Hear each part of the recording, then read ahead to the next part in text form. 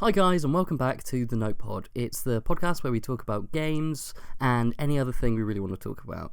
Today we're going to be talking about the Pokemon Direct, which occurred on the 9th of January 2020. And today we're going to be joined by our special guest and friend of the show, Julia. Welcome, Julia. Hello. Welcome, Julia. Hello. Julia was also on the Stardew Notepod with us, and that was a good time, so thanks for coming back to us. Thanks for having me again, despite what happened 1.5 years ago.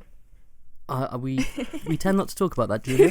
So the Pokemon Directs are like the kind of sort of bite-sized little videos that they do. Basically, I think they're taking over from like E3 reveals these days from Nintendo, these Directs. And usually I tend to kind of skim over them a little bit.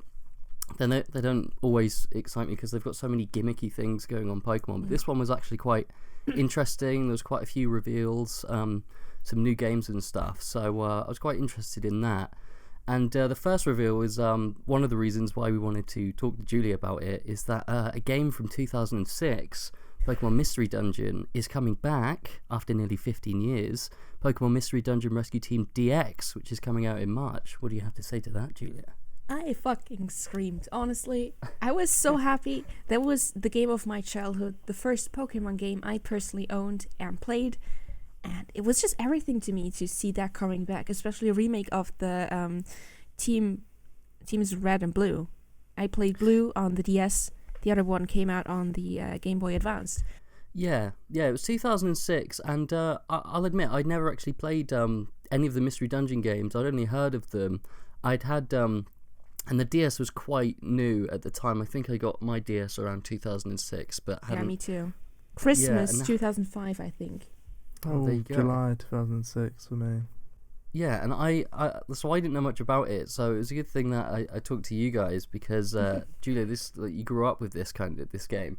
Yeah, it's pretty much like the only thing I actively played and enjoyed. I had some other games that I also liked, but I was too dumb for most of them. Like Mario 64, for example. I still hate that game till this day, and I will die on a hill for that. I hate that game. The DS version was yeah. shit. Yeah. I've heard this, and it had random additions of characters as well. But yeah, yeah. But they kind of came right out the gate with this in Nintendo Direct, which I think was cool. They didn't because I suppose, do you think that there was a lot of fanfare for it? I bet there was a massive following for Mystery Dungeon veterans because it's not what I expected. Like even Twitter accounts going like, "Aha, another Direct without a new Mystery Dungeon game." It's like, oh yeah, we're eating shit today because it's being announced. But yes, finally. It was the same as people hoping for Daisy and Ridley to join Smash, and then they did, and then they're like, well, we want this one now anyway. So yeah, Gamers but it will was never cool. be happy. That's it. But yeah, we should I'm really happy with that. But who's played the demo as well? So they also announced the demo as well. So I haven't played the demo of the new one, but I have been playing the old version, like the Game Boy game. That you legally... Yes, legally which you acquired absolutely, and it's above board. He emulated. bought the game, it's packaged, it's in mint condition, despite the fact that he I've been unwrapped enjoying it. Anyway, moving on. Good, man. Because I never really played them back in the day. My younger brother played them quite a lot, and he really enjoyed them. He went through pretty much every Pokemon Mystery Dungeon game that came out. I was more into just the mainline games and sort of lost interest in Pokemon for a while. But he really enjoyed them. And, I mean, he won't be buying a Switch to play the new one, because he's sort of moved on from that. He'll be bothering you. Yeah, probably, actually. I don't think I will be purchasing Pokemon Mystery Dungeon DX.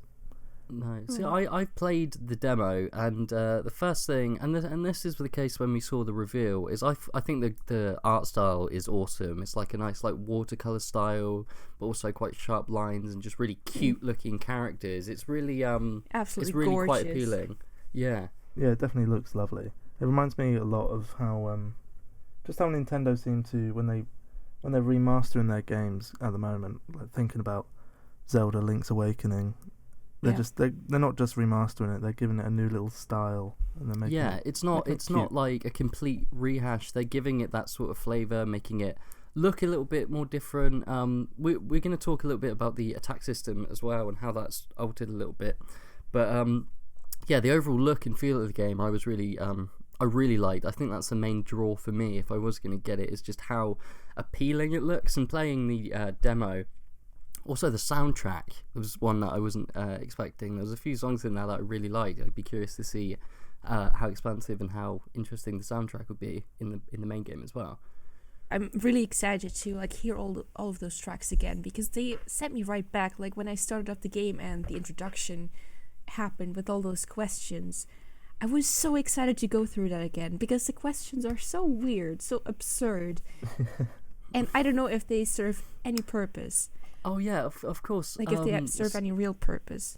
So to choose your character in the demos, the first thing I noticed, and I wonder if it was the same in the original game, you got like a quiz which would basically dictate what type of Pokemon you were going to start up as, because you're like a human who transforms into a Pokemon and asks you questions like, oh, you come across a treasure chest, what do you do? Do you just dive right in immediately, or are you pensive? It's like a BuzzFeed quiz. Yeah, so but which better. Pokemon are you? BuzzFeed actually stole it from Mystery Dungeon, mind you. Yeah. But Mystery Dungeon did it first. It's exactly the same thing, actually. It's the same music, the same backgrounds, like the actual colors in the background are exactly the same, the way they behave. So it's really exactly the same. The questions are a bit different, which is nice. I like it, actually, that they didn't pick exactly the same questions. And you're also now able to, if you don't like your pick or whatever the game assigned you to, you can just change it. Do they ask more modern questions? I guess I didn't think. Someone super likes you on Tinder. What do you do? I can't remember. There was a few that I thought, I don't think so. You find a blunt on the ground. Do you smoke it? A man has died. You found a dead body in the bog. What do you do? A man has fallen into the river in Lego City. Yeah, but it's definitely the same but different, which I think is a really cool way of doing it. And Nintendo have kind of they did a really good job. We mentioned Zelda, didn't we? Yeah. Link's Awakening, and how that is effectively fundamentally the same game, but the little quirks, the change of the art style, the bigger accessibility for newer audiences, it was really well implemented. Its own character as well. Yeah. Like you're having a different experience. Own flavour. You're having an own experience with each game. So I remember Tom was asking you, Julia, do you feel like you're glad that it's a remake of the first Mystery Dungeon, or do you think it's good that they're remaking it, or that they should have made a new Mystery Dungeon to ring in 2020? I think a remake is great, especially for people who have been waiting for a new Mystery Dungeon game. It's been 14 years since that game came out, and it's aged amazingly well. That yes, but most people probably don't have their consoles anymore, and just going back into nostalgia is amazing. And also, I think from what I've seen, I haven't played any other Mystery Dungeon games, but I've seen footage, I've seen gameplay, and in my opinion, it's the best one. Yeah, of course, there are other ones that are good. Speaking for my brother, they seem to have just dropped in quality considerably since. As they came along, as they added, as they went games. along. Yeah. It's just the magic. They didn't have any new ideas, How many games did they end up making in the Mystery Dungeons? To the internet. It's a good question. To the internet, I'm on it. The thing is, are you actually Googling it? Yeah, just go on. I'm Googling it. I'm sure there was a couple, but the thing is, I think it's also the fact that I've never played Mystery Dungeon, so this would be my first sort of introduction to the game. Do you feel like a lot of people maybe missed out on it, and that was another reason that they wanted to remaster it? Oh, absolutely. Also, there are 9. Oh, there you go. Yeah. So starting afresh might be a good thing for the game and for people who've not explored it. I mean, and also the fact that it's a Mystery Dungeon and the procedurally sort of generated aspect of the game still adds, it's always going to add variety. That's kind of the draw. Yeah, it's also the most accessible game story-wise, if you ask me. It's the story is amazing. Actually, my favorite story in all of Pokemon, but it's really you're sort of introduced into this world, and if you play a sequel, in my opinion, it's also a bit of nostalgia pandering. Yeah, and then there's a ton of lore that you feel like you have to know. It's quite nice having the enigmas of you're a Pokemon, you don't know why you're a Pokemon, why are you in this world, and then have that those questions be answered more naturally instead of going, oh, so this has happened before, and we can explain it, and here's some logs that will tell you what's going on. It would be a bit, wouldn't feel very natural. I don't actually quite remember if they just are seamless sequels, like if you are the same character. I don't think so, but I don't think so, no. To be fair, if they're rehashing it, you might as well just go back to the start if you're deciding to remaster. I do like the fact that Pokemon, they're acknowledging their spin-offs. I'm secretly hoping for more Pokemon spin-off remakes, like Pokemon Colosseum. I played Pokemon Channel. Pokemon Channel. Fuck For me. the Wii. God. And, well, I don't know, Pokemon Snap. What was that? Remember that shit? Oh, yeah. There was loads of, like, sort of, I'm thinking, like, Nintendo DS era, Wii era. There was lots of and new Pokemon like will handle the divorce. Don't worry, we got the paperwork and everything. Don't worry, Pokemon's got you handled. Oh. Pikachu says it's over. But also the fact that sorry, Julia. The fact that this mystery dungeon is going to be the first time on the Switch, which means it's the opportunity to play Mystery Dungeon on the television. What do we have to say about playing it on a bigger screen? Graphics look like shit. That's the short of it. That's the short of it. No, they don't look like shit. It's just they look a bit clumsy, really, if anything. You get this on the Switch sometimes. Yeah. Firstly, Mystery Dungeon had always been predominantly a handheld game. Is it anyway, only a handheld DS, game? GBA. Fair enough. And I feel like sometimes the translation from handheld to TV can be a bit strange, and sometimes you notice things that naturally you're not going to notice on a smaller screen. I know that Tom, for a fact, plays most of his games handheld anyway. Almost exclusively. I never put my Switch in. So, it really depends. I think it's cool that you can have it on the bigger screen, but I feel like ultimately it was a handheld game originally, and I think overall, most people are going to play it handheld. It just seems like that type of game anyway. The very pick up and play nature of it, at least what I gleaned from the demo, it definitely feels like one of those games that you're going to take your Switch out of your case and play it as is, not plug it into the TV, etc. It's not like a Breath of the Wild kind of game that you need to experience on full screen. In full 1080p. Exactly. No, I'm just the kind of person, I like to just vibe in my bed and play a game on my monitor, which I do with like many games, also like those really repetitive games like Stardew Valley, which Mystery Dungeon mostly is. Like you go into a dungeon, you do something, you get back. Yeah, get missions. You can have various missions, find a Pokemon. Yeah, exactly. That kind of thing. It's that nature of the game. It seems like quite it almost seems quite relaxing in an ironic way, because it doesn't seem. Sorry. I can imagine it will get incredibly. I remember it being particularly stressful in parts. Well, intense. Well, the thing is, I think I'm speeding around and then suddenly I'm fucked. Yeah.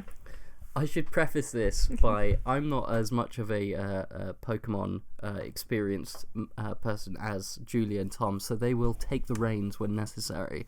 And as a veteran, Julia's wry laugh definitely says more about the difficulty of the game, which is good. So it's more challenging than you think. I just remembered an instance. I won't spoil the story for you, but there is one point in the story when 7-year-old me, because I was 7 when I got to that point in the game. I was 6 when it came out. No, I was 7. So when I got the game, I played it a lot, and then the story got up to the certain point where I got really scared, and I went on a gaming forum online and asked, is this normal? Is this supposed to be happening? It was just a plot point, but I was too dumb to understand it, and I actually stopped playing the game for a year because I was so concerned about it. It's like I actually cried. Oh, wow. But some of the boss fights, especially when I was younger, they were hard. Oh, wow. If you have type weaknesses, you're fucked sometimes. So you really have to go back and grind until you have leveled enough to make up for your weaknesses. Hang on, this sounds like a Pokemon game all of a sudden. Hold on. Grinding and trying to do it and stuff like that. Wow. Well, that's interesting. Well, that's good. We should also probably talk. We haven't really gleaned exactly what what genre of game this is. I feel like that was something I thought about, and something Julie and I was discussing off air. And we thought it's a dungeon crawler, so effectively a roguelike, which is basically it's what it is. That is what it is. But Crawl you can around in even say on a dungeons. more you could even say on a more basic level, it's an RPG. It's not like Pokemon. It takes away from that. It's got a dungeon crawler kind of vibe to it, but it's still fundamentally another RPG game. Which is fantastic, because there are also lovely characters in that game. There's So- Yeah, some it's just personality really to the cute Pokemon. as well. Oh, 'cause yeah. certainly I don't know, I can't speak for the older one, but it's adorable what they look like. Even their like sprite icons are adorable. Yeah, they're exactly the same. Oh, it's so sweet. Even the reactions are exactly the same. I went straight back to 2006. There you go. And 2006. See, and I'm always sad that I missed out on it, because that kind of special nostalgia it's just one of those games where, you know, if you were a part of it, then it's going to mean a lot to you. But even if not, it would be something that I'd quite like to explore. So I think that's really cool. So do you think you'll be picking up the main game when it comes out, Levi? Well, unfortunately, Animal Crossing is coming out, so that's going to have to take. That's going to have to be more of an important purchase at the time. But certainly, a few months down the line, you never know. If it's a couple of quid cheaper, we'll see. I'd be curious. I share that sentiment. The original, by the way, I saw is available on Virtual Console for the 2DS, 3DS, Oh, maybe nice. even the normal DS. I don't know how it works. Maybe it's a bit cheaper there. Yeah, so if you're curious about the game and you're not quite sure, maybe just revisit the old one. If you have a 3DS knocking about or a 2DS, then maybe you can give it a bit of a trial run there. You could buy It's an just what I entire saw on DS for like a Wikipedia. tenner, probably. Yeah. You probably could. So, I mean, I'm literally still playing my original DS, playing Wild World in anticipation for Animal Crossing, but that's for another time. But yeah, all in all, I was quite excited by it. I liked the reveal. I liked that they came straight out with it, and it made me did not interested in a hesitate. game that I thought was just a relic of the past, of sort of Pokemon spin-off. So that was cool. But that wasn't all there was in the Pokemon Direct. There was a second reveal, which was presented by Masuda and Omori, the producer and directors of Sword and Shield, to present the expansion pass, which there's been a lot of talk about that one, but and a lot of talk about the fact that it's DLC.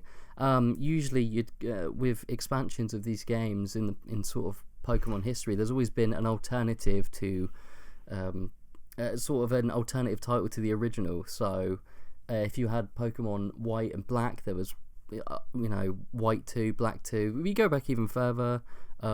Fire Red Yeah. and Leaf Green. Yeah. Ultra Sun, Ultra Moon. Instead of doing that with Sword and Shield, they're just releasing a DLC expansion pass. I'm curious to see what you guys would think about that. Absolutely amazing. Yeah, okay. Originally, I was quite against it. I thought, well, this is just it's a bit lazy. Why wasn't this not all included from the start? But as I've looked into it further, I think I've been swung round. Like, I wasn't aware of just quite how much content is going to be added into it. Yeah, do you feel like, the sort of alternative to Ultra and Platinum versions of games, do you feel like this is the best way they could have gone about it, or would you have liked to have seen a sort of Well, it's something Ultra that they Shield probably and should have Ultra Sun? done for a long time. Especially, like, the 3DS could handle updates. I don't know why they didn't do it for, like, Alpha Sapphire and Pokemon Sun and all those Yeah. games. They could have done that. It wasn't impossible. Do you feel like it's ultimately, ironically, because I was like you, Tom, a little bit, when they mentioned the expansion pass, I'm like, oh, well, that's a quick cash grab kind of DLC, just throw some stuff together. But the more I thought about it, I thought, well, actually, they've literally sold games, completely different games. And Yeah. when you look at Nintendo games, they'll be expensive even pre-owned. So the fact that they've made it a bolt-on price, a digital thing, firstly, it's going to be cheaper than buying a whole new game, and secondly, there's more natural things that are positives, like the fact that your existing save data is naturally going to be there. You're not going to have to fiddle around with it like you have done with previous versions. Yeah, you Yeah, don't no, I have to definitely replay agree the with entire game. Yeah, exactly. It saves a lot of time. It's a lot more convenient. I think our opinions may be different had they chose, I mean, we'll get into it further, but had they chose to limit Pokemon just to people who own the DLC, I think maybe. Yeah. Yeah, we might think absolutely. differently about Yeah, it. yeah, you would have definitely missed out on some stuff, I think. But we should probably talk more about the expansion pass and what they showed off. So, firstly, they had a trailer for the first part of the expansion pass, which was the Isle of Armor, and I was really quite into it. The sort of quaint use of sort of concept art, I think I like the most, because the fact that these expansion passes are still in development, so naturally they're not going to have a full-on gameplay video to show. But I quite like that they showed the sort of in-house art that they had, hinted at a few player customizations, some Pokemon evolutions. I thought that was quite a nice way of doing it. Hinted at like Pokemon that will come back without name dropping, which I liked, even though you could say it's kind of like lazy to just show concept art, but it's still like from the moment the direct actually happened, it was still going to be 5 or 6 months until the DLC actually is released, the first one. I like it because it builds up hype in quite a natural way. Yeah. If like people are like actively looking at this video in quite a lot of detail, trying to find secrets that maybe hinted at extra Pokemon we might Yeah. be. Yeah. I thought it was a really quite a nice touch.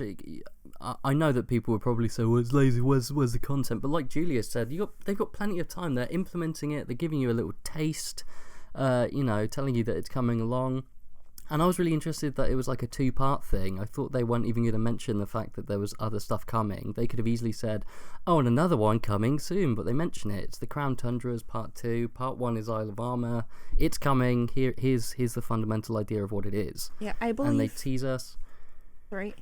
I believe that it's smart that they did that, because they're asking for $30, right? About $30. And if they just like really showcase the first DLC, the Isle of Armor, and then later on came up with, "Oh yeah, by the way, you're getting more content for your money," I don't think people would have been as hyped. No, because they might have lost interest at the fact that you're just paying for like one extra thing. Yeah, I was glad that they were like, "We're going to be clear with you, there is 2 things," because they can. Imagine, look at the models of games like Call of Duty where they're like, "You'll get your map packs, but we're not going to tell you when, just buy the our season pass. You'll get it all, we won't tell you what you're getting." No. But instead of, I like that Pokemon did that, and the pass in England is going to be £27. It's $30. Ultimately, if you've played the £50 game, the $60 game, all the way through, then ultimately, how much are you really paying for more of what you like? So, Do you think maybe that this is the end of the DLC that the Pokemon games will get on the Switch? There might be more.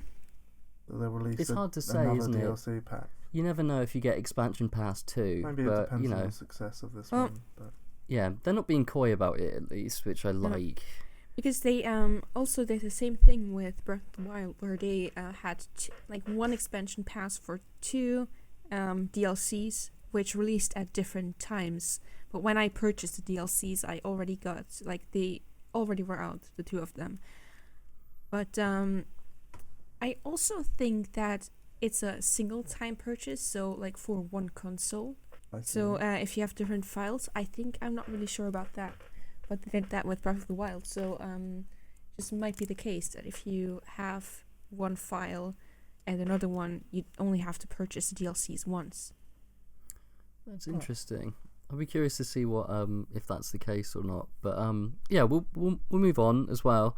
So obviously the fact that there's a director of the person who makes passes, Hiroyuki Tani, who actually gives us some more detail on it, and the fact that the 2 parts are 2 new unseen areas of the Galar region, and they both focus on a theme. So the Isle of Armor focuses on the theme of growth, which is the first one, and I was quite interested by that one. It has a dojo for Pokemon battles.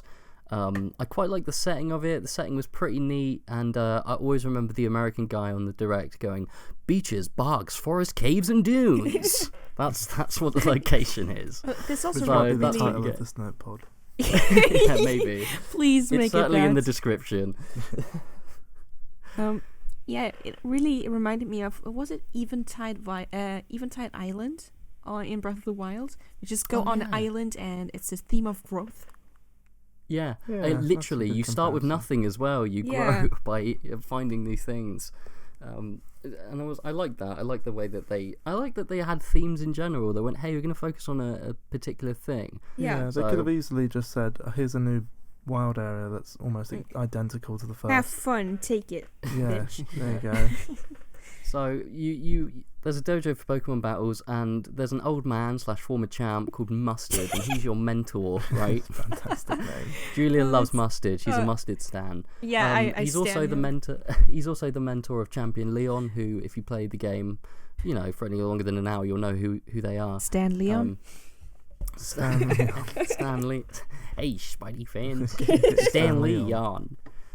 But in Sword, you train with Clara. So there's two different ones. There's Clara, who's a poison type, who I quite like the look of. Has like a green-purple thing going on She's an absolute with wife. pink hair. Yeah, who Julia has fallen in love with. And Yeah. in Shield, you train with Avery, who's a psychic type, who I really liked. Had a wicked top hat, some really funky, colourful shorts, the ruffled black shirt socks. I was very into And it. Levi has fallen in love with him. Yeah, and How can you there's no not? need to talk about that. Okay, the top hat. You had me at wicked top hat. And But I like floating that there's- balls. There's some incentive for your for each respective version of the game, which I quite like. They had a bit of variety. Also, for the Pokemon purists, they're gonna love that because they're like, I will happily spend all this money for it because there are crazy people, and they tailor to them as well.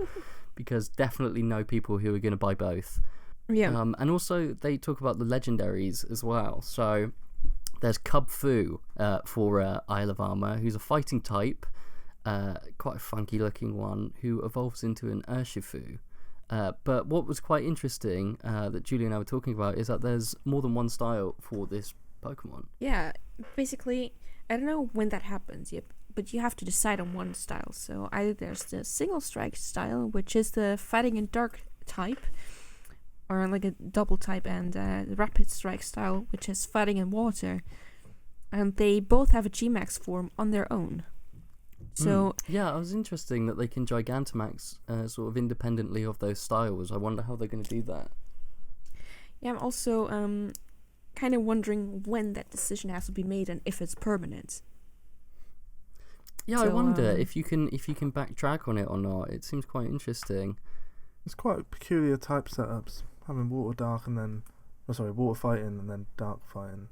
Yeah, Yeah. I wonder how they're going to implement that. But it was cool. I think the Urshifu looked cooler than the Cub Fu. Cub Fu Uh, sounds like a 90s film with a talking wolf who takes up karate. Cub Fu Panda. I'm gonna name Cub mine Fu Poe. Cub Fu Panda. You actually evolve into Jack Black. I'm Mustard quite, is actually checked. I would. Jack Black, but not in Kung Fu Panda. Jack Black in like The Holiday. It does seem like a lazy name, but then again, there has been a lot of dodgily named Pokemon in the past. So ultimately, it's par for the course. Yeah, I'm happy with it. I'm really, really excited to see it and actually use it in my team. It looks really cool. Speaking of your team, the starters get some Gigantamax versions of their final Evos, They're which I was. fucking stupid. Like, really stupid. I think Come Tom on. is especially referring to the Inteleons. Oh, it's sort of all That's of them, my actually. favorite. The Inteleon one is a little bit silly. where he's hanging around on. I regret choosing. I like Who the Inteleon. fuck was his name? I sort of Oh, only what was like our his move. starters, guys? Mine was Score Bunny. Yeah, same here. I was looking for Yeah, that mine was name. Inteleon. Oh, there you go. You get the sniper. Come on, be happy. Pew, You get a pew. Gigantamax Pro Jared, Tom. That's it. But he literally just has a like everyone like the Rillaboom has like massive drum kit and whatever. Oh. But Inteleon just has a stick on his finger and a cloud. Yeah, Rillaboom's playing Metallica whilst he's like up in a cloud trying to write poetry or something. Yeah, it was like, but also sniping people. It He's just Bradley Cooper. American Yeah. Sniper. distributing And headshots. there's actually a headshot option. It's actually hidden in the game. But we'll talk about that another. You know, like we'll that talk about one, that another time. like the one Pokemon that just dives down and then comes up and it either has a fish or a fucking Pikachu in its mouth and it just spits it at you. I hope Inteleon just like jumps off of his little like hidey thing, does a 360 no scope. That what? And then Call of Duty metal music starts playing. that would definitely be a departure for the Then series. calls in a UAV. But honestly, I think they just did it to fuck with us because people were memeing the Sword and Shield theme that the the platinum or ultra version would just be Pokemon Gun. Yes. It's just like, yeah, Pokemon fuck Gun. it, come on, do it. And here we have a Pokemon Kalashnikov here that you can use. We have a Pokemon nuclear bomb. But a little bit more information that they added on that trailer as well is the addition of more tutor moves. I think they mentioned Apricorns and XP Charms. I can't say I've played enough Sword, enough Shield. I've played it for about 20 hours and about several gym leaders, so I haven't come across a lot of XP Charms. Come across a few.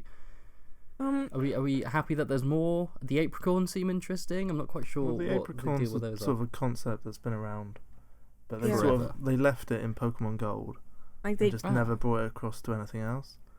yeah, So why do you think they're bringing it back? I don't Nostalgia. know. Yeah, I guess so. It was a neat concept. I didn't really use it. It was a good way to get rarer Pokeballs. But in reality, everyone just uses Ultra Balls or Great Balls. And in Yeah. Pokemon Great Sword Balls and of Shield, Fire. I didn't. All I bought was Pokeballs, and that's all I caught. I bought I caught 'em, a it lot of didn't quick seem to balls. I love quick balls and I love net balls, but you know. We can play netball after this if you want. But yeah, I don't know too much about it, but you know what, they're just adding more stuff. I think that's cool. I think it also brings us on to the more aesthetic nature of it. I'm like not as inclined, but I do like that there's like new fashion items, a few more clothing things. I think Julia's into that too. I'm I am definitely into that. absolutely I spent more money, like way more money on the clothing items than on Yeah, anything that's else. all I spent my money on. As soon as I got that white leather jacket, I was like, this is it. This fuck is what yeah. it's all about. It The just first thing that I ended up spending money on was actually for like a new bag, and I was like, God, I look trendy. I'm such my- a fashionable little Brit. I'm such a fashionable. My mate like completed the entire game and he's caught like over 300 Pokemon and he's still got the default looking character. It looks like It's ass. how. I don't Hasn't know he why, like completed? ass Like catching.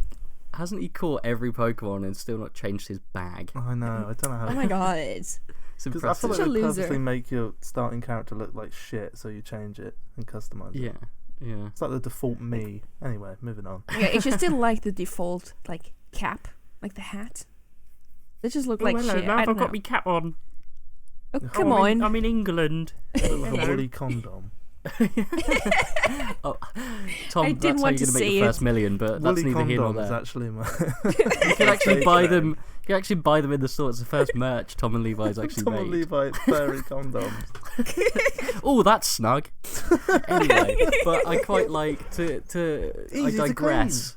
Carry on. I digress slightly. There's also new looks for the bike, which I'm quite interested in. Yes, because the bike also 'Cause looked like shit. I don't The know. bike was very drab. I think Julia, you were saying when we were talking earlier Yeah, about, like it was all about safety for kids. So yeah, exactly. Like with the Pokemon transportation system or gimmicks in Ultra Sun or just Sun and Moon, where they would get like several or like various Pokemon to just carry you around in some sort of way. And they just put you in this ugly ass uniform with all the protection. Like it looked so dumb. yeah, and it's like, oh, don't worry, you can change the color. You can make it look You shitter. can change the color. It look worse in every way. How about you change that uniform to neon green to make it stand out more? A rock Pokemon, why don't you make it brown? That's Yeah, there you go. A nice Oh, yeah. tasteful That is brown. lovely.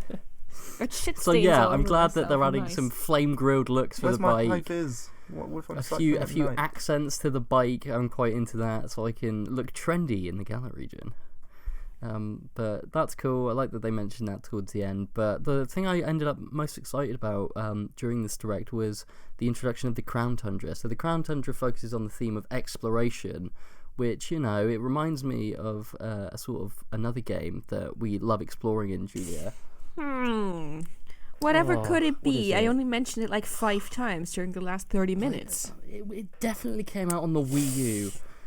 But it also came out on the Switch. Yeah, it did actually. It did. Oh, Breath of the Wild, was it? Possibly, I don't know. Yeah. Like, I so don't we like. have much experience with that game, like only about 400 hours. So I'm way into exploration anyway. So the fact that the Crown Tundra focuses on that theme, I was really into, and it details a snow-swept realm with towering winter mountains. And I was like, this is way up my street. That's always what I've like. what I've always wanted from a Pokemon game is just exploration. Just the like good exploration as well. exactly. And it mentions actually like there's lots to explore, hence the theme.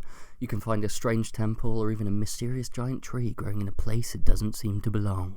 And I just want to... I'm like, yeah, I want that. I just want to see find why a it tree doesn't growing belong. in a place that doesn't seem to belong. I want that. I want to see why it is Pokemon. there, and even though it doesn't do jack shit there, like even though Yeah. it's just a tree, Yeah. and they're just there to troll us. Good. But by God, I found one. I found do it. that. And I was there.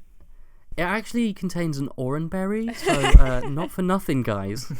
It actually contains a gold piece of shit. Yeah. A beautiful polished turd. But I quite like that there's people living in small communities who support each other. So this Crown Tundra's got some character to it. You're going to encounter some people. And what I quite like is that it deviates from the first part, the Isle of Armor, in that you don't come across a snow dojo. It's different. You don't get mentored. You just become the leader of an exploration team. You train for a bit now. You train with Mustard. Now go into the wild, my child. Yes, you go. And take For those part two. grown-ass adults with you. Come on, do it. And so what that entails, you can head out in the blizzard-swept fields with your team. You explore deep into Pokemon dens, which were previously only really glimpsed at during the Max Raid battles in the base game. So they add a bit more variety to the game as well, give you more things to do. It's not just, hey, you're in snow Pokemon now, baby. Just do the same thing. The Token Snow region. Yeah. It's like quite region. interesting. So yeah, and then we also have Calyrex. Oh my god, okay, so the legendary is Calyrex, and Julia absolutely has fallen in love with them. Oh, I love that Pokemon because it looks so dumb. It's ridiculous.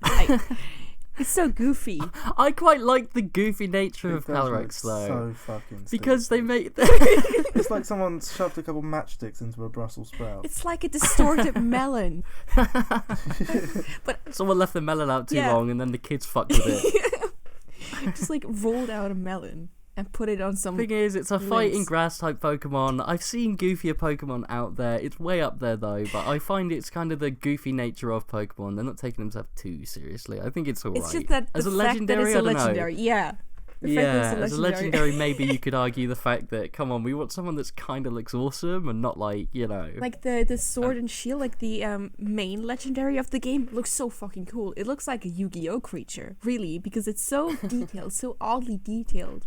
More detailed than like even the black and white legendaries that I for shit can't remember the names of because they're so complicated. But Yeah. you know, they also had this kind of over design problem, and then the one in the base game of Sword and Shield was just maximum over design. See, this may be like this may be coming from my slightly less experienced Pokemon thing, but when I think of a legendary, I think of extra detailed Pokemon. Like those, you get those Like crazy Arceus ass, and, like- yeah, you just look grandiose because they should be. That's what, you know. So I can kind of see that aspect of Calyrex. It's not quite that grandiose looking figure, just quite Well, goopy. it's not like a main legendary, and like Yeah. Pokemon Pearl and Diamond and Pearl, they had a lot of legendaries. And there was this one little hedgehog thing called Shaman, and that was apparently a legendary. It was just a green hedgehog. Oh yeah, that one's so cute. I love it. It was cute, but like it was just, you know, it like Celebi isn't particularly exciting. Oh, dumb little looking. bitch. It's Yeah, a cool carry on. design. Dumb little bitch, Celebi. Well, we'll time-travelling table bug. legendary for just a second because it's interesting we talk about past legendaries. But I also quite like that they mention the feature of a co-op play sort of thing, sort of new form Yeah. of co-op play. Absolutely. In that you can, with the entering of underground Pokemon dens with friends, there's a chance to discover many legendary Pokemon. Which are coming back. So Legends return. That's what it said. Legends return. Yeah, I'm excited to see the Reggie Pokemon. Oh yeah. The Reggie legendary. I'm excited to see the legendary bird trio in the Galar form or Yeah. whatever the fuck that is, but it looks really cool. But do you Yeah, feel they like look that? Do you feel like that's a bit of fan service? Hey guys, you got some Absolutely. brand new Absolutely. legendaries. They're going to be different. Absolutely, but like count me in. Yeah, Articuno was like exactly. always one of my favourites, so I'm all over that. So that's cool. They kind of, you know, we throw some two new legendaries. Oh, they're too goofy for you? Well, here's some old ones. That'll tide you over. How about that? Yeah, I get that. It's just like it's a good And, type of fan service that I actually like absolutely fall for, and I'm not ashamed of it. Yeah, they're not retconning anything. They're just like, hey, look, we're just giving you what you want, okay? So you'll get off our back.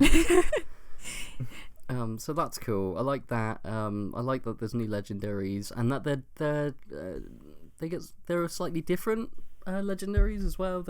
There's newer ones, if I'm not mistaken. Yeah, they showed so many, and I don't know which ones are actually in because they just showed every fucking legendary there's ever been. Which is good. Yeah. It adds to the excitement. They Well, also they did that with like Pokemon Alpha, Sapphire. They just let you mystery gift like pretty much every legendary that ever was. or you could every also other month. in Ultra Sun and Ultra Moon. Ultra soon. Ultra Sun. Soon and Mun. In Ultra Sun and Ultra Moon, you could catch a lot of legendaries, like older ones, in those space portals, or whatever that was, where you would lie on ride on the other legendaries of the game, and just go to space and catch. It was really weird, but it was kind of cool. Yeah. I remember that. That was weird. Oh, this is beyond my pay grade. I never played Ultra Sun and Moon or any of that. So that sounds firstly amazing, because I heard that Sun and Moon wasn't the best of games when it came to couldn't be story and bothered. stuff. So, like, the thing I like is there's a bit of narrative drive to these games, to this expansion pass at least. I quite like the Isle of Armor and Crown Tundra. There's a bit, certainly for the Crown Tundra, the exploration idea. I like that there's a lot to uncover there. I'd be curious to see what I find in the sort of wilds alternative with the Crown Tundra, and the fact that there's snow. There's a snowy Pokemon thing. When was the last time there was like a snowy themed Pokemon world? Because I don't know. I mean, there's Well, always not been the so much a whole token snow world, but- region, but just a region, like one gym maybe. Yeah, And I it's- think Sinnoh, the region for Pearl and Diamond. I've mentioned Pearl and Diamond a lot, but that had quite a wintry theme to it. Like everyone was just wearing coats throughout the entire game. Just like, It's like Ultra Sun and just Sun and Moon. It was like Hawaii. yeah. It was all sunny. So you just have to make shit up to just get your token snow region in there, and it's mostly like by adding a skiing lift. And there's that. Yeah. Like, it's just a skiing resort in the Pokemon world. And there happens to be a gym. Oh, and please go to the gym. We need to get the badge. Well, that's cool. Well, yeah, the take home is new legendaries, new stuff good, old stuff also good. Here's both. Yeah. So that they added that. Hitting more us like the clothing face with items. as much content, so we will forget about the ugly circumstances of the releases. And there's certainly a lot of content. They even mentioned new battles sort of after the end game. Yep. If you do that kind of thing, there's more to be found. It's, they're trying to give you as much as Did possible. we mention the 200 extra old Pokemon? Oh, yeah. Well, we're just about to, Tom. Ah. Yeah. So Well, did you know the fact? There's going to be the fact- 200 extra old Pokemon. Yeah, more than 200 previous Pokemon species are going to be in the DLC. So they give you more legendaries, but they're like, don't worry, you're getting your Pokemon as well. Your main Pokemon. They're all coming back. Don't Which worry. I'm very happy Because that was Yeah, the Well, legendaries. that's the biggest- and Beldum. And that's that all was I the need. biggest gripe with some of the purists. The people when the game came out, Sword and Shield, and there was hashtag Game Freak lied, and all of that kind of vitriol towards the developers. I was like, oh no, you only have 500 Pokemon instead of the like 10,000 which exist in all forms of the media. They were harassing poor Mazda on his birthday.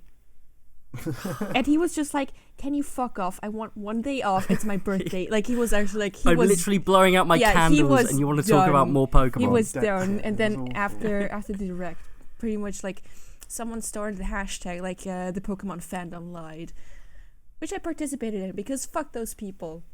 Just like, come on, they're trying their best now. They yeah, fucked it's up. so, but they're adding more fan service. They're like, look, we're throwing some more Pokemon. Maybe that'll keep you quiet for 10 I mean, minutes. it's still such a massive franchise, and it was like the fastest selling Switch game ever. Still, Yeah, So which it's, is like, really interesting. Most people don't give a shit. So Yeah. it's just like The fact that all three of us own it means that it's got to tell you something about it. 100% of the people on this podcast. Yeah, care. I can confirm have purchased. There you go. Shield. That's it. Yeah.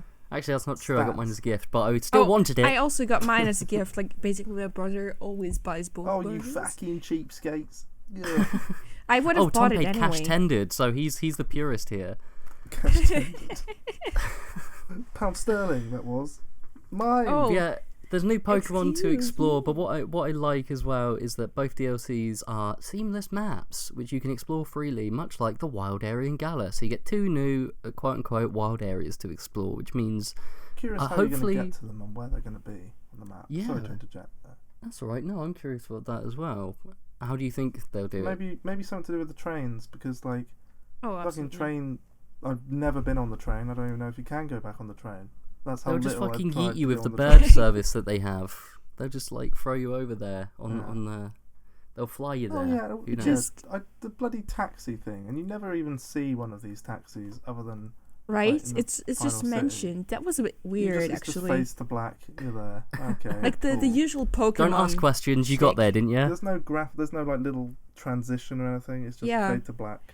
No questions asked. The one kind of thing that I miss, I think, was that from Omega Ruby and Alpha Sapphire, where you could fly around on your Latias or Latias. Yes, it was. Oh, I missed that so was much. That cool. was so cool. You just drop Maybe anywhere. maybe it's better great. not knowing what happens en route. You know, maybe I guess. it's good that we're in the dark about it. You know, there's no need to bring that The back up inquest again. will Apologist. turn.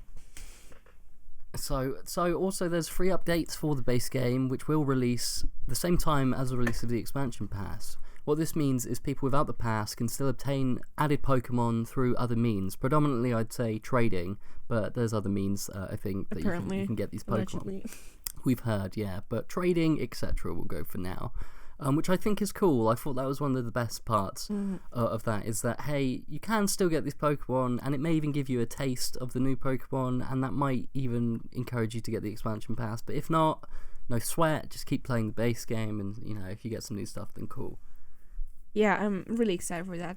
And actually, that might answer my question from earlier, that maybe it's actually only like per file that you get one expansion pass, but that you can also use it on your other files, in the way of you can trade with your other files or some shit like that. But we'll see about that.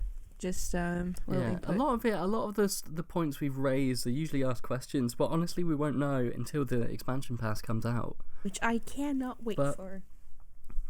I can't wait for when, it. when is I it actually think- coming out? then? Like June and November. Like the second one says fall, but I've heard it's November, as is like the usual release date for Pokemon games.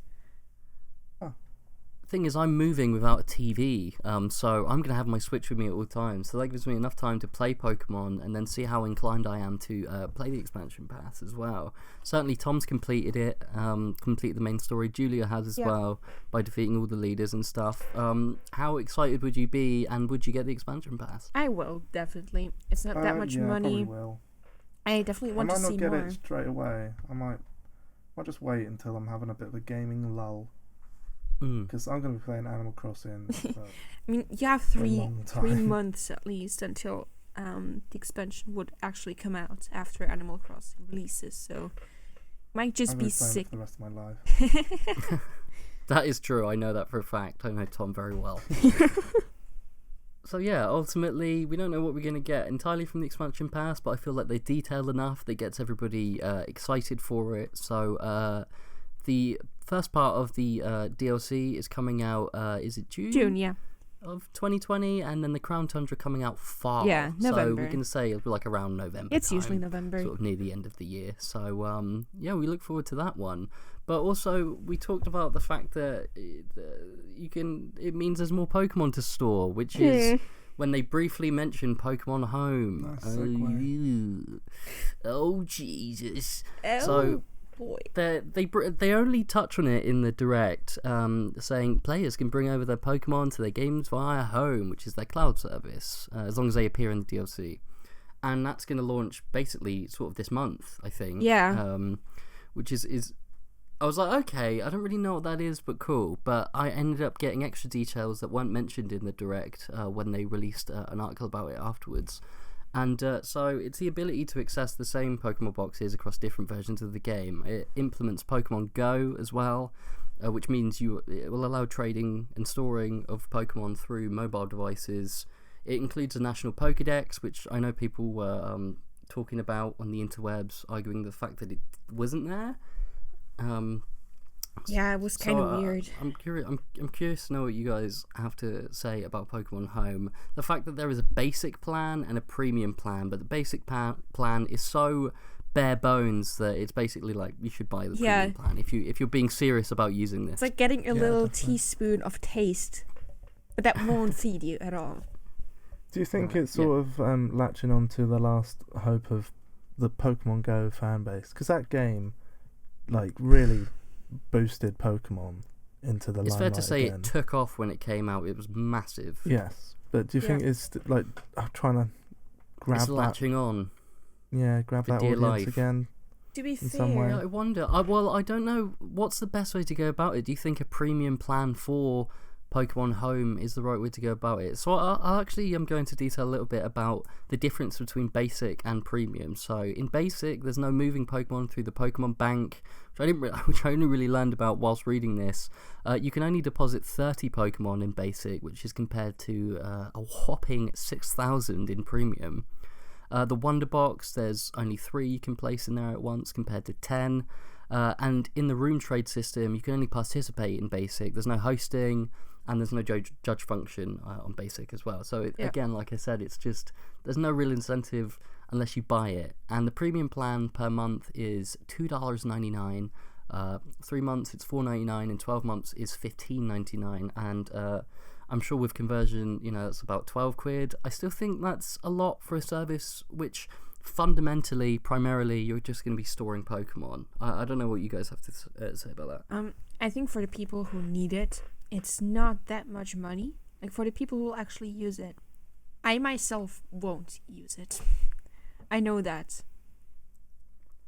Yeah, I mean, I probably won't use it myself, but I think if I was as young as I was when I first got into Pokemon, I'd be all over it and like pestering my parents to like give me a subscription. But probably not understanding it. Just that idea that I could have my Pokemon with me at all times. Yeah, from all my devices. I don't know. I like the idea of home. I really do. I just don't think I would spend money on it. But for the people model who do, just doesn't seem practical. How many people do you think need Pokemon Home that will pay money for it? Like, how much of the audience is that appealing to? I think it's mostly for the people who wanted to have more Pokemon in the game. But that doesn't really solve anything because you can't just transfer every Pokemon into a Sword and Shield. It's really weird to me. I'm curious how Pokemon Go Pokemon will transfer into an actual Pokemon game, because obviously they work completely differently. Yeah, that as well. They're not like trained up Pokemon. Exactly. In the conventional sense. But yeah, I'm gonna say ultimately I'm still on the fence about it. I don't think it affects any of us because we're probably not going to use it. But I do wonder if people will use it, if it's going to be implemented in such a way that it feels like a proper part of Pokemon. But right now, I don't know. I'm not sure about it, but we'll see. Because the fact that they didn't go into detail in the direct, and that I had to find this stuff, is almost like they're like, I don't know. It's a bit snide. I'm not sure. I'm curious, but it might work. It might not. I'll be like everything in the direct. Yeah. I'm curious to see when it hits. I'm not mad. Sometime this month. I'm really not angry about it. I'm not even angry that you have to pay money, because if they're going to use it for server stability, good on them. Which I don't believe. Yeah. But it does cost money to maintain servers, and if you're going to use it, I don't know, it's not that wrong that you have to pay for it. Yeah, if you're serious about trading and storing Pokemon, then it could be the best answer to that. Yeah. So, yeah, well, I guess we'll see. But yeah, as you said, we'll see. There's a free trial, right, of the premium version? Yes, yeah. I think we'll be able to try it out. Maybe we can see. Maybe it will be so good that people will be more inclined. I mean, ultimately, in the grand scheme of things, as services go, if you're really into it, it's ultimately not that much money to invest. Yeah. So we'll see. It's a cup of coffee. And like you said, if this a cup of coffee for a month, but I don't like coffee, and neither does Tom. I don't. I do like coffee actually. When I said it the other day, I was lying. Oh, okay. Well, Anyway, Exposed. Pokemon Home, I don't know. The coffee podcast comes next week, Tom. And yeah, so they kind of they briefly mention that, but they also come back to it. Did anybody do any of the max raid battles, like a lot of those? I've done quite a few of them. Nope. With some friends, and like it's been fun, but they're not. I don't know. It's only really worth it if you're looking for certain TMs or. What if there was now a higher chance for more Gigantamax to appear in max raid battles? Oh my That's God. great, but when am I going to use them? Well, guess what? That's what you value is got. that? Well, that's what they mentioned, and they said that there's going to be more of those. So I don't know what that means for me because I haven't really done many max raid battles. But you know, I guess it's more of something. So I'm indifferent. It's cool. More stuff's always cool. Yeah, it's so like more we'll stuff, see. more content. Even if you're not gonna Yeah. use it, and that mass of content they were pouring over us in that direct because it was filled with everything. I believe there's gonna be something for everyone.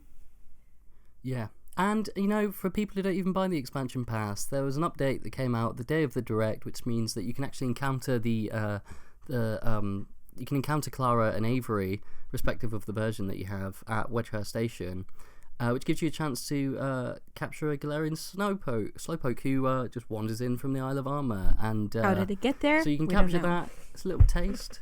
Looks quite cool. I quite like the Galarian Slowpoke. It looks still silly and it's cute. I love Ways, in a cute way. But you can evolve these, you can evolve the Slowpoke with items obtained in the DLC. It all comes full circle, so there's a little taste there. They're getting you excited for it. I think that's probably a good way to do it. it. Yeah, absolutely. So And it was a good way for them to wrap up the direct. They're like, hey, so you can actually get it, you go play your Pokemon. That's ultimately what we want you to do. Go play Pokemon, see what you find. go play more Pokemon so you're What a more successful addicted. hype building video. Well, that's all the time I've got. I've got to go play Pokemon Shield on my Nintendo Switch. But thanks, guys, for joining me on this podcast. We had Julia today. Thank you, Julia, Thanks for having joining me. us. It was Thank really you. fun. It's been a blast. It's been a not so concise Notepod because it turns out that a single direct was full of so much hype that we just simply couldn't talk for any less than an hour. So it was nice that we managed to get everything out in the open. Crammed quite a lot in. Yeah, I think that was a successful pod. So thanks, guys, for listening. I hope you enjoyed it, and we'll see you on the next one. Thank All you, right. Levi, Thank you very much, for hosting Levi. it so well. Thanks, babies. Aw. Well, You're poorly. hopefully I'll catch you again. See you later, Catch guys. 'em all. Catch 'em Catch all. 'em all. Bye. Bye.